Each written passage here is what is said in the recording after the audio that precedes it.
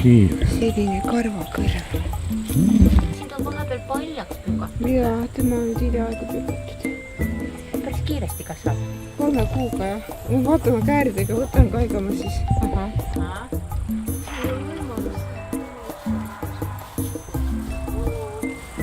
Lihtsalt tahtsin lambaid, aga mitte mingeid tavalisi lambaid. Ikka sellised mõnusa villaga lambad ja siis tütar ütles, et näe vaata, alpakade koolitus Pärnus, et mine vaata. Mine huvi. Ja mis nad siis on? 2 aastat sai tuuli. Ta on hästi pehme, usupehme. Ja ta kirjade järgi pidi 7 korda soem ka olema, ma ei tea. Mina vana külmavares, mina ikka paneks mitte paari kindlat kätte. Hästi mõnus on selles mõttes, et peale seda, kui ma ise hakkasin ketrama, ega ma siis tavalist lõngast enam ei taha midagi kudruda.